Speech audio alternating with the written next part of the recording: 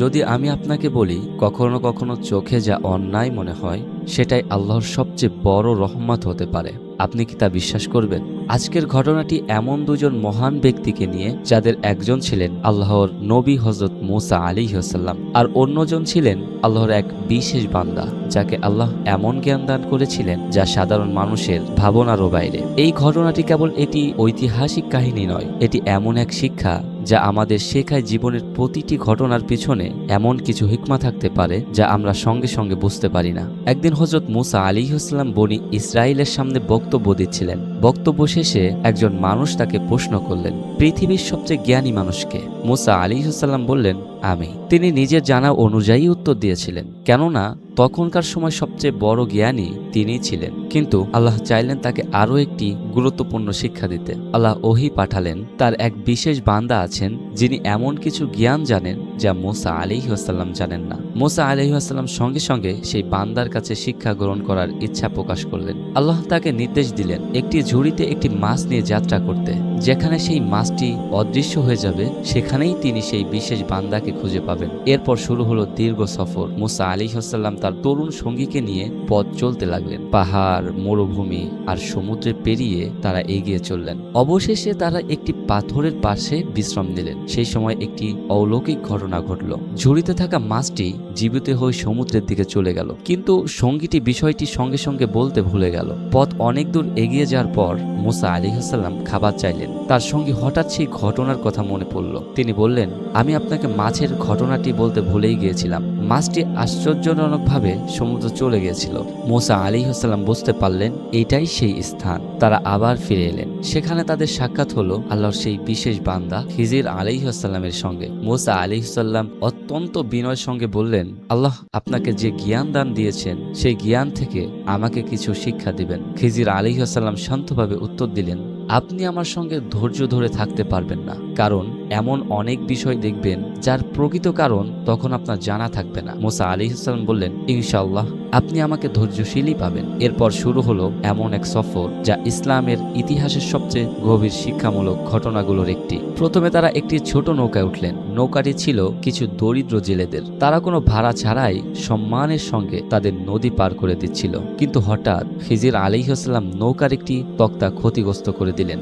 মূসা আলাইহিসসালাম অবাক হয়ে বললেন, আপনি কি করলেন? যারা আমাদের বিনা ভাড়ায় সাহায্য করলো তাদের নৌকায় আপনি নষ্ট করে দিলেন। খিজির আলাইহিসসালাম শুধু এতটুকুই বললেন, আমি কি বলিনি আপনি আমার সঙ্গে ধৈর্য ধরে থাকতে পারবেন না? মূসা আলাইহিসসালাম নিজের ভুল বুঝতে পারলেন। মূসা আলাইহিসসালাম নিজের ভুল বুঝতে পেরে ক্ষমা চাইলেন। কিন্তু তিনি তখনও জানতেন না এই কাজের পিছনে এমন একটি রহস্য লুকিয়ে আছে যা কিছুক্ষণ পর তার চোখের সামনে উন্মোচিত হবে। মূসা আলাইহিসসালাম ও খিজির আলাইহিসসালাম আবার পথ চলতে লাগলেন। মূসা আলাইহিসসালাম নিজের মনে প্রতিজ্ঞা করলেন এবার আর তিনি কোনো প্রশ্নই করবেন না, তিনি ধৈর্য ধারণ করবেন। কিছু দূর যাওয়ার পর তাদের দেখা হলো এক কিশোরের সঙ্গে, যে স্বাভাবিকভাবেই নিজের কাজে ব্যস্ত ছিল। কিন্তু হঠাৎ এমন একটি ঘটনা ঘটল যা কল্পনা করাও কঠিন। আল্লাহর নির্দেশে খিজির আলাইহিসসালাম সেই কিশোরের জীবন শেষ করে দিলেন। মূসা আলাইহিসসালাম আর নিজেকে সংযত রাখতে পারলেন না। তিনি অবাক হয়ে বললেন, আপনি কি একজন নিরাপদ মানুষকে হত্যা করলেন?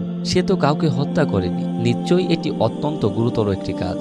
খিজির আলাইহিসসালাম আগের মতোই শান্ত কণ্ঠে বললেন, আমি কি আপনাকে বলিনি আপনি আমার সঙ্গে ধৈর্য ধরে থাকতে পারবেন না? মূসা আলাইহিসসালাম গভীরভাবে অনুতপ্ত হলেন। তিনি বললেন, এরপর যদি আমি আর কোনো প্রশ্ন করি তাহলে আপনি আমাকে আর সঙ্গে রাখবেন না, আমি আর কোনো আপত্তি করব না। খিজির আলাইহিসসালাম কিছু বললেন না। দুজন আবার পথ চলতে লাগলেন। সূর্য পশ্চিম আকাশে হেলে পড়েছে।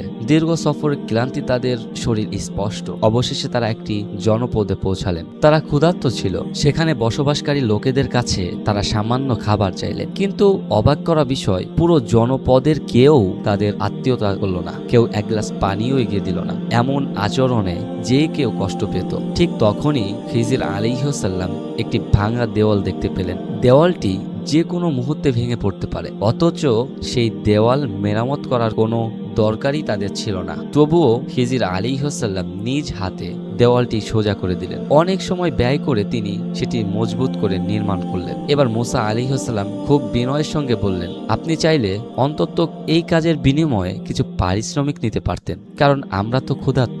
এইবার খিজির আলাইহিসসালাম থেমে গেলেন। তিনি মূসা আলাইহিসসালামের দিকে তাকিয়ে শান্তভাবে বললেন, এখন আমাদের পথ আলাদা হওয়ার সময় এসেছে। তারপর তিনি বললেন, এখন আমি আপনাকে সেই সব ঘটনার ব্যাখ্যা জানাবো যেগুলোর উপর আপনি ধৈর্য ধারণ করতে পারেননি। এই কথার পর শুরু হলো এমন এক ব্যাখ্যা যা শুধু মূসা আলাইহিসসালামকেই নয়, আজও কোটি কোটি মানুষকে শিক্ষা দিয়ে যাচ্ছে। তিনি প্রথমে নৌকার কথা বললেন। যে নৌকাটি আমি সামান্য ক্ষতিগ্রস্ত করেছিলাম সেটি ছিল কয়েকজন দরিদ্র মানুষের জীবিকার একমাত্র অবলম্বন। সামনে এমন এক অত্যাচারী শাসক ছিল যে ভালো ও অক্ষত প্রতিটি নৌকা জোর করে ছিনিয়ে নিত।